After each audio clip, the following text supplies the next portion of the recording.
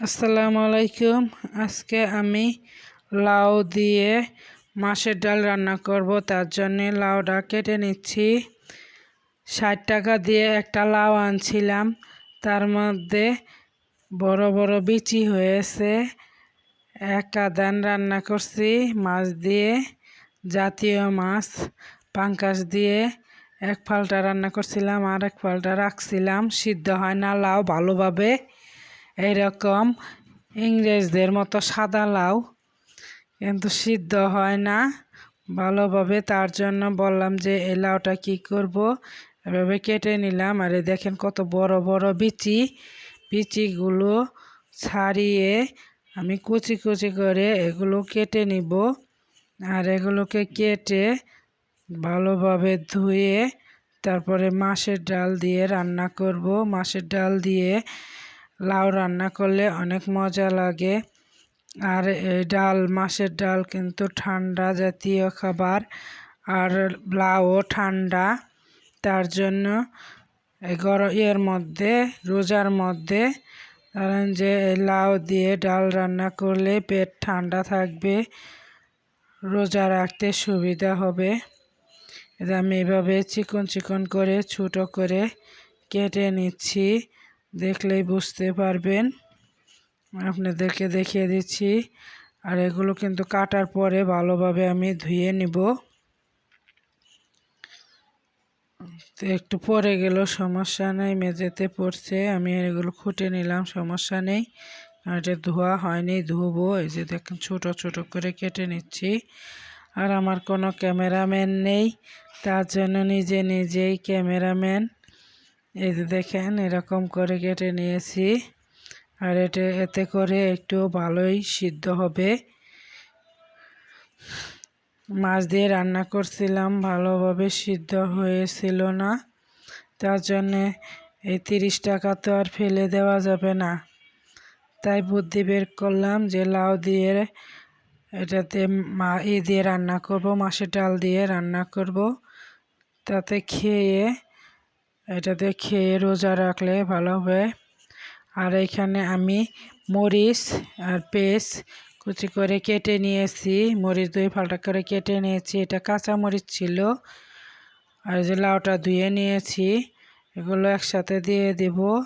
আগে লাউ আর মরিচ পেঁয়াজ সব কিছু আগে সিদ্ধ করে নিব। কিন্তু লাউ যদি ভালো থাকতো তাহলে ডাল সহ একসাথে দিলেই হতো।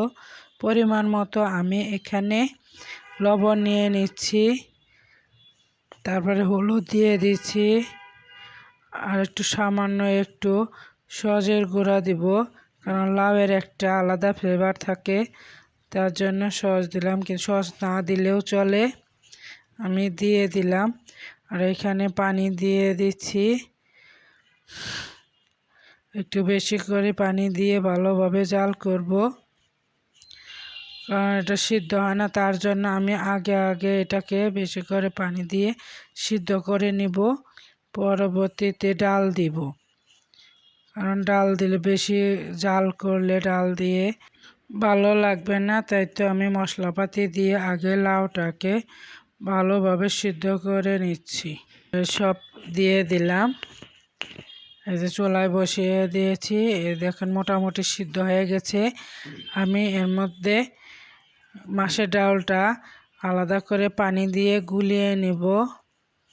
গুলিয়ে তারপরে এর মধ্যে আমি দিয়ে দিব, কারণ গরম এর মধ্যে দিলে মাছের ডাল শুকনাটা দিলে দলা পাকিয়ে যাবে। এই যে দেখেন এরকম করে আমি এটাকে একটু পানি দিয়ে গুলিয়ে নিছি, তাতে করে গরমটার মধ্যে দিলে হবে না, দলা পাকিয়ে যাবে না।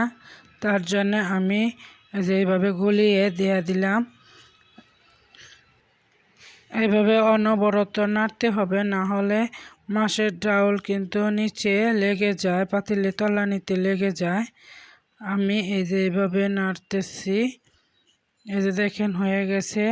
আর মাছের ডালের যে এর মধ্যে চাউল ভাব থাকে, এগুলো সিদ্ধ করার জন্য একটু জাল করতে হবে। এগুলো সিদ্ধ হয়ে গেলে আমি আলাদা এখানে ফ্রাই প্যান বসিয়ে দিয়েছি, আর এর মধ্যে তেল দিয়ে দিলাম। সামান্য করে তেল দিয়ে দিলাম। তেলটা গরম হলে এখানে আমি আস্ত জিরা দিয়ে দিব। এই আস্ত জিরাটি একটু ফুটলে তার মধ্যে আমি পেঁয়াজ কুচি দিয়ে দিলাম। পেঁয়াজ কুচিটি একটু বাদামি বর্ণের হলে তারপরে আবার এর মধ্যে আমি একটু রসুন ছেঁচা দিব, দিয়ে এগুলো ডালটাকে আমি বাগার দিব।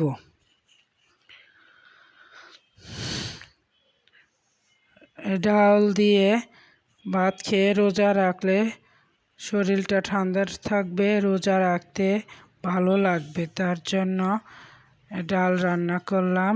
এভাবে আপনারাও খেয়ে দেখবেন, দেখে জানাবেন কেমন লাগে। নবীজি বলে এই ডাল পছন্দ করত, লাউ পছন্দ করত। নবীজির প্রিয় খাবার ছিল ডাল, লাউ পছন্দ করতো নবীজি, তার জন্য আমিও একটু করলাম। এই যে দেখেন আমার পেঁয়াজ ভাজা হয়ে গেছে, তেল এখানে যে এর মধ্যে দিয়ে দিলাম, দিয়ে একটু নাড়াচাড়া করলেই হয়ে যাবে। ডাউলটা কিন্তু দেখতে মেন্দার মতো লাগতেছে, মাংস দিয়ে মেন্দা রান্না করলে যেরকম লাগে ঠিক সেরকম লাগতেছে।